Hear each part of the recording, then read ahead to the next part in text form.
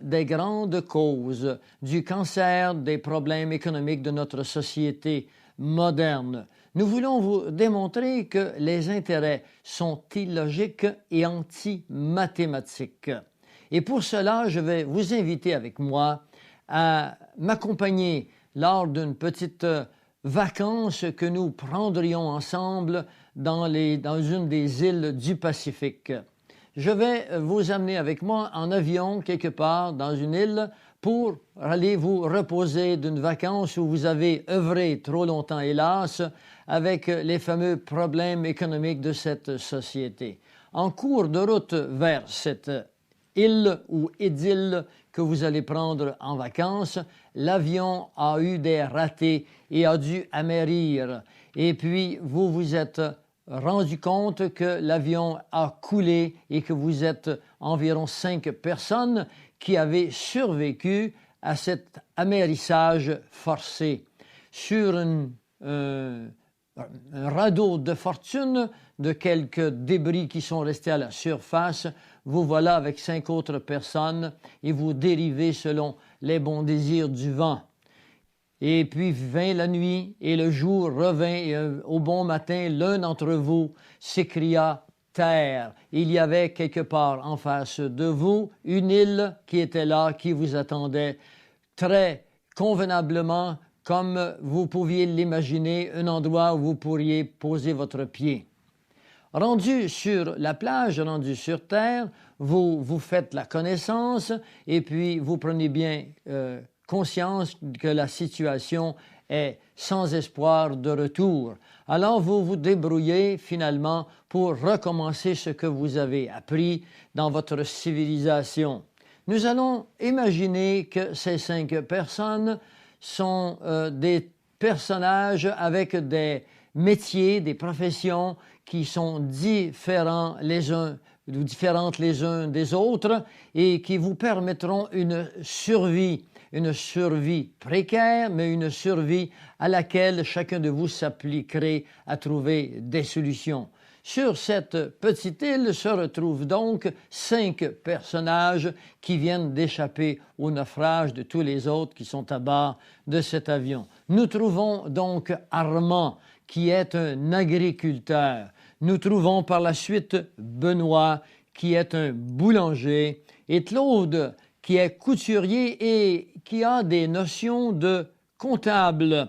Et finalement, non pas dans le dernier sort, mais il y a encore Dominique. Dominique est un défricheur. Et puis, il y a dernièrement Émile. Émile est un explorateur minier.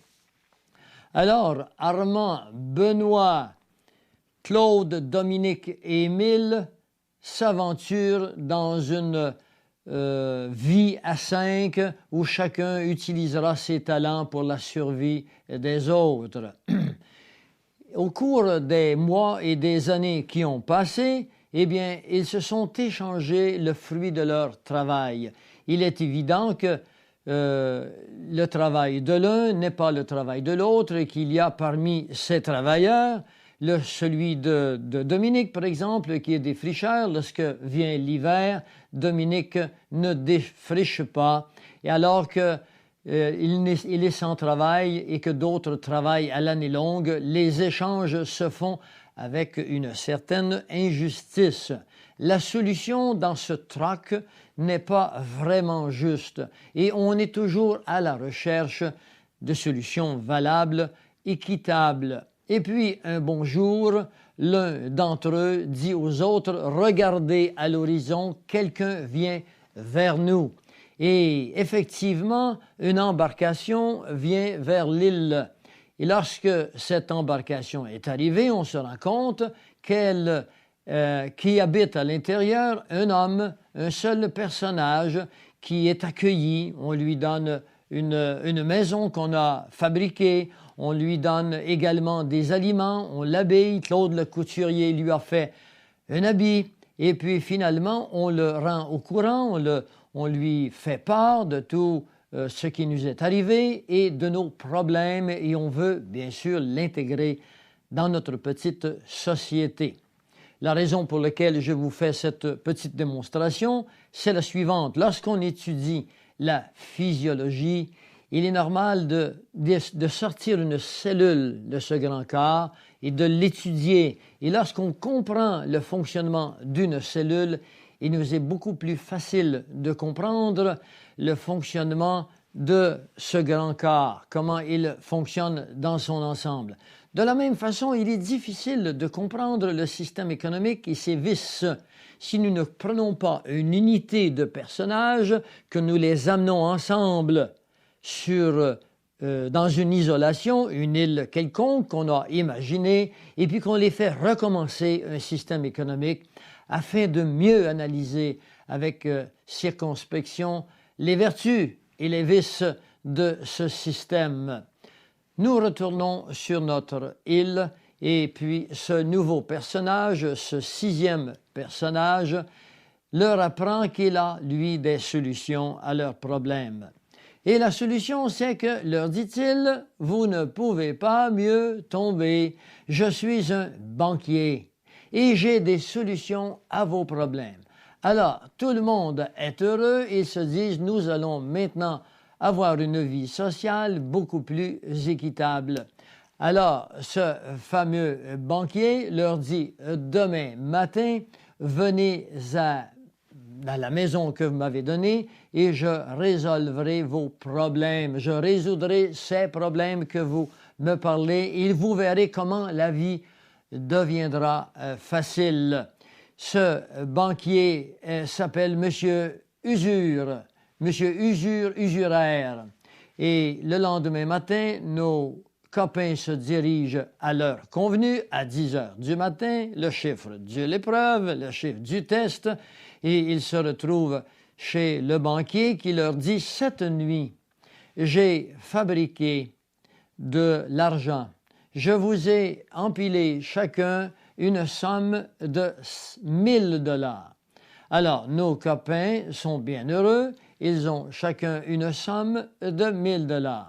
Mais le banquier leur dit, cet argent m'appartient, je vous la loue, et je vous la loue à 10% d'intérêt.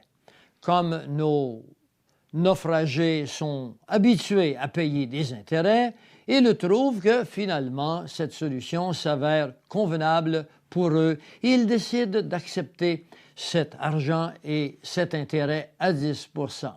Ils s'en vont œuvrer toute l'année, ils se côtoient et ils s'échangent des argents après qu'ils eurent ensemble décidé par convention quel serait le coût de leurs efforts, de leur travail, selon un barème donné. Alors, Armand, Benoît, Claude, Dominique et Émile ont décidé que les dollars qu'ils s'échangeraient vaudraient, les heures qu'ils s'échangeraient vaudraient 10 $ de l'heure. Et pendant toute l'année, ils ont de cette façon échangé leurs efforts et leurs services, et cela leur a apporté une vie plus équitable et plus facile. Au bout de l'année, à la même heure, ils se retrouvent chez le banquier pour remettre les argents que celui-ci leur a prêtés. Et lorsqu'ils se présentent chez les banquiers, chacun d'eux fait le compte et ils remettent au banquier la somme totale. Ils ont fait des échanges, l'un d'eux avait 800 $, l'autre en avait 1200, un autre en avait plus, un autre en avait moins, mais la somme totale des argents que le banquier avait prêtés est égale à 5000 $. Ils déposent les argents et ils s'apprêtent à retourner à leurs travaux quotidiens. Le banquier leur dit « Revenez ici, ce n'est pas tout. Je vous ai prêté cet argent à 10% d'intérêt. Vous me devez donc chacun 100 $, puisque 10% de 1000 $ est égal à 100 $. Alors, nos naufragés se regardent et ils se consultent, ils se disent « Mais je n'ai eu que 1000 $. Claude regarde les autres, dit « Effectivement, je n'ai eu que 1000 $.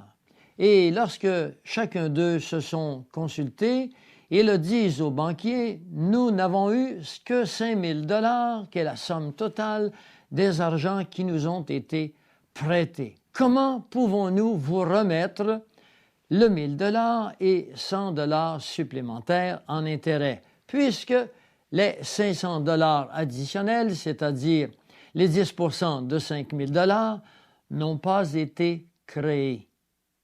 Et c'est là l'énigme. Comment dans notre société peut-on remettre des intérêts sur un capital qui a été créé alors que les intérêts ne l'ont pas été? Et voilà qu'ils expliqueront aux banquiers ce phénomène et il leur dira « N'ayez crainte, j'ai une solution pour vous. Voici ce que vous allez faire. Je vais vous remettre encore 1000 $ cette année, mais je vais garder les intérêts que vous ne pouvez me remettre. Je vais vous remettre 900 $. Mais je vais également prendre immédiatement les intérêts pour l'année qui vient. Donc, je vais vous remettre je vais vous garder 90 $ supplémentaires. Ou, si vous aimez mieux, pour faire des chiffres qui ne soient pas difficiles, je vais garder un autre 100 $ sur le 1000 $. Ce qui fait que le banquier remet à nos copains que la somme de 800 $. Ne comprenant pas trop, croyant qu'il y avait de l'équité dans cette stratégie, dans cette fraude habilement conçue, nos copains retournent au travail et ils s'échangent leurs 800 $ et l'année après, on revient et le banquier veut le reprêter encore le 1000 $ ayant davantage repris ses intérêts, il ne rend le reste que 600 $ et puis ils retournent au travail et leur capital diminue de plus en plus et les intérêts s'accumulent. Durant l'hiver, Claude, qui a des notions en comptabilité, réunit tout ce monde et leur dit ceci. Il leur dit, j'ai calculé, j'ai pensé à tout cela et j'en suis arrivé à la conclusion que les intérêts, l'argent des intérêts n'a pas été créé. Nous n'avons eu qu'un capital de départ et que le banquier, pour compenser pour ce manque, nous a demandé de lui donner 10 % du travail de nos bras et de nos efforts durant l'année. Puisque les intérêts n'ont jamais été créés, Claude fait comprendre à ses copains que dans 10 ans, à 10 % sur un capital de 1000 $, le banquier aura placé dans ses poches, à lui seul, tout l'argent du capital initial. Et de plus, il aura hypothéqué leur ferme, la boutique de couture de Claude, les mines que Émile est en train d'explorer. Il se sera emparé à la fois du capital qui avait été créé au départ à partir de rien et finalement il se sera également emparé de leurs biens et de leurs fermes. Cette petite histoire est l'histoire de notre société avec son système bancaire. Ce que nous avons l'intention de vous démontrer maintenant, c'est que cette petite histoire n'a rien d'une fable.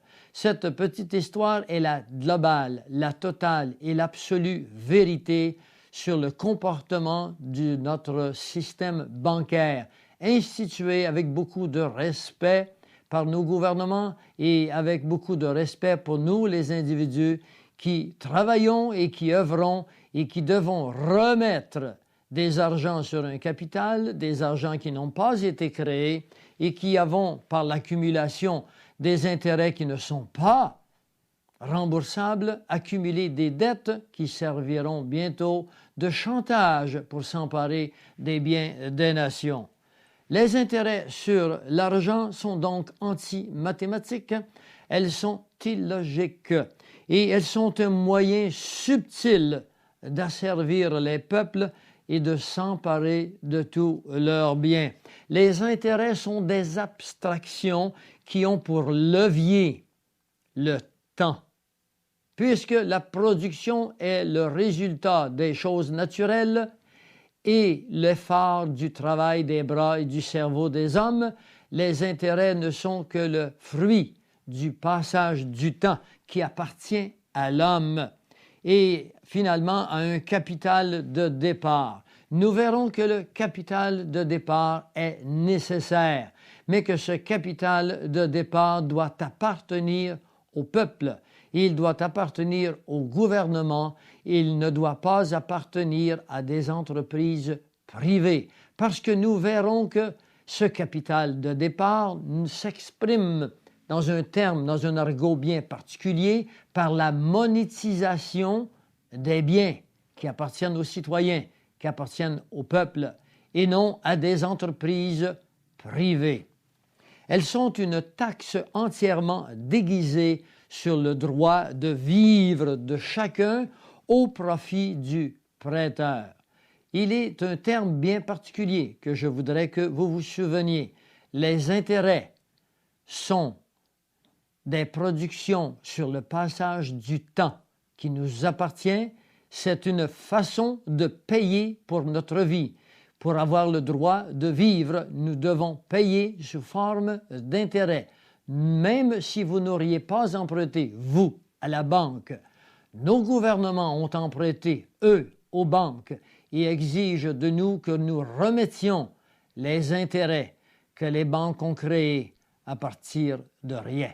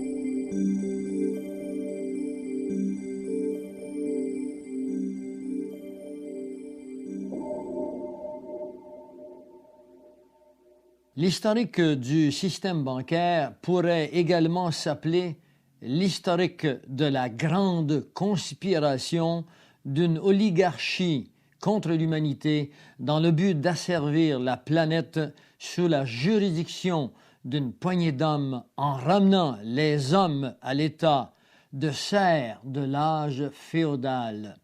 Nous pourrions retracer cette conspiration jusqu'au temps des Romains. Mais pour des fins pratiques, commençons plus près de nous avec une famille connue sous le nom de Boère. Orfèvre de métier meilleur, Moïse Boère frappait l'or et l'argent.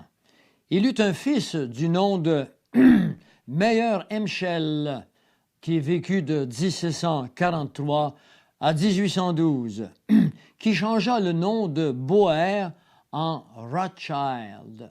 Rothschild est le nom allemand pour bouclier rouge.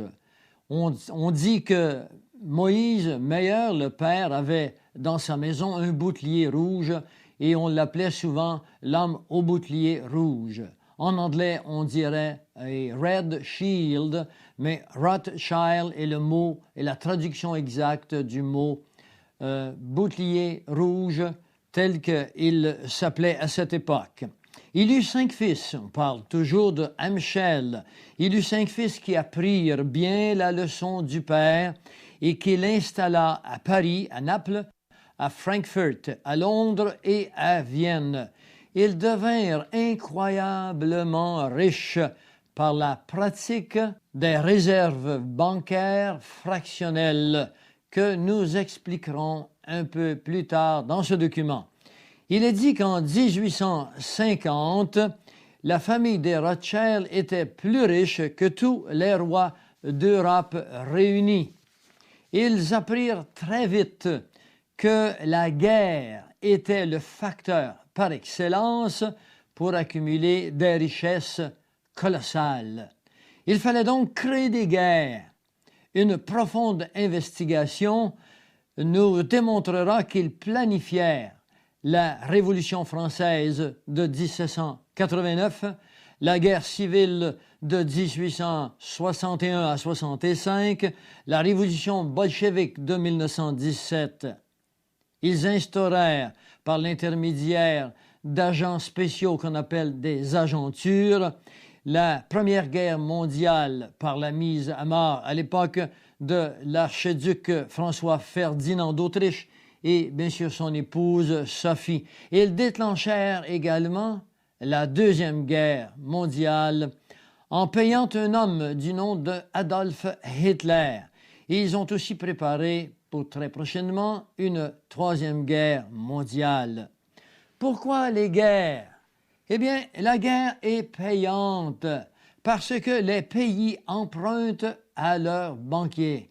Il faut emprunter pour créer des armes, il faut emprunter pour créer des habillements pour les soldats, l'entraînement, le logement. Il n'y a rien dans une nation d'aussi dispendieux, d'aussi cher que les guerres.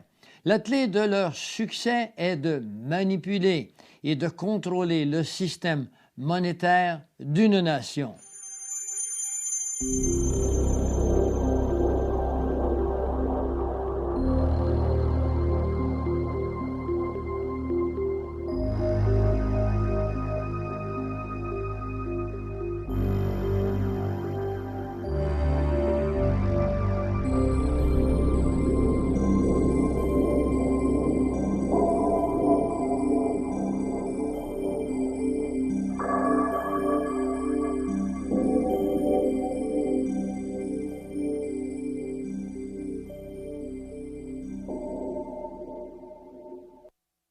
Si nous retournons quelques pas en arrière, nous allons vers 1690 et nous rencontrons avec un homme du nom de William III d'Angleterre. William III avait, pendant plusieurs années passées, combattu avec la France et l'Angleterre s'était, pour ainsi dire, ruinée. Mais William III n'était pas un génie financier et de plus, il avait été placé à cet endroit pour répondre à une stratégie bien préparée par des hommes qui connaissaient le truc de l'argent fractionnel. Et William III remit l'entreprise de la monétisation ou l'entreprise financière de l'Angleterre qui était presque en faillite à des hommes privés, entre autres à William Paterson. William Paterson prit donc les finances de l'Angleterre en 1694. Et une fois qu'il eut pris les finances du pays, il appliqua le système d'effraction bancaire. Et il dira un peu plus tard dans une réunion familiale entre amis complices, il dira « La banque bénéficie des intérêts sur tous les argents créés par nous à partir de rien. » 200 ans plus tard, Reginald McKenna, chancelier britannique, déclare ceci. « Les banques, dit-il, peuvent et créent l'argent. Et celui qui contrôle le crédit d'une nation dirige aussi les politiques des gouvernements et tient dans le creux de ses mains la destinée des peuples. » L'histoire du système bancaire américain est l'histoire de la prise de possession par le même système bancaire de tous les pays du monde. C'est la même histoire qui se répète. La guerre de 1812, par exemple, fut entièrement une guerre d'argent. Andrew Jackson, héros de cette guerre, devint président des États-Unis en 1829. Il fut élu en promettant au peuple qu'il se débarrasserait des banquiers qu'il traitait à l'époque de bandes de serpents. En 1833, il ordonna de payer la dette et en 1836, les États-Unis étaient libérés de toute dette empruntée aux banquiers. L'année qui suivit, par effet de hasard, des troupes mexicaines attaquent Fort Alamo sous la direction du général Santa Anna. Ils avaient reçu pour ordre de pousser leur conquête vers le nord, près du Canada, vers ce qu'on appelait la ligne Mason-Dixon ou Mason-Dixon et jusqu'à la côte Est. Ils voulaient, pour ainsi dire, s'emparer des États-Unis qui étaient là pour le faire passer au Mexique où les banques mexicaines étaient sous la juridiction des banquiers internationaux. La guerre civile fut également une guerre d'argent. La Banque de Londres finançait les armées nordiques, alors que la Banque de Paris finançait les sudistes. Ce qu'il faut se souvenir et ce qu'il faut garder, c'est que ces deux banques portaient des noms entièrement différents, mais ces deux banques appartenaient toutes les deux à la famille Rothschild. Abraham Lincoln, lorsqu'il fut placé au courant de cette stratégie, entra en colère et il refusa d'emprunter plus d'argent et il imprima plutôt ses United States Notes. Les banquiers qui voyaient dans cette initiative d'Abraham Lincoln une incroyable menace à leur système le firent assassiner le vendredi saint 1865 dans une loge au théâtre par un homme du nom de John Booth. On tenta également d'assassiner Andrew Jackson. Les années qui suivirent connurent des luttes continues accompagnées de dépressions, par exemple en 1884, et une panique en 1893, et une autre panique en 1907, et tout cela dans le but de préparer quelque chose qui allait devenir très fort. Laissez-moi vous rappeler que John Booth, qui assassina Abraham Lincoln, finit ses jours dans l'opulence, dans une ville appelée Londres. Ces dépressions furent coordonnées par les banquiers internationaux pour infirmer la nation et l'amener à leurs pieds en se débarrassant des banques légales, des banques à profit minimum. Il leur fallait donc, avec les dépressions qui avaient précédé, préparer un coup final, et ce coup devait être un coup d'envergure. Il devait être synonyme, il devait être semblable, analogique et en parallèle avec un coup qui avait au préalable été préparé pour l'Europe. L'Europe qui, dès le départ, dès l'heure, dès ces moments, était sous le contrôle financier des banquiers internationaux. Il leur fallait s'emparer de l'Amérique, qui elle était un pays indépendant, un pays qui s'était séparé de l'Angleterre pour les raisons que nous expliquons. Mais il fallait se réapproprier l'Amérique.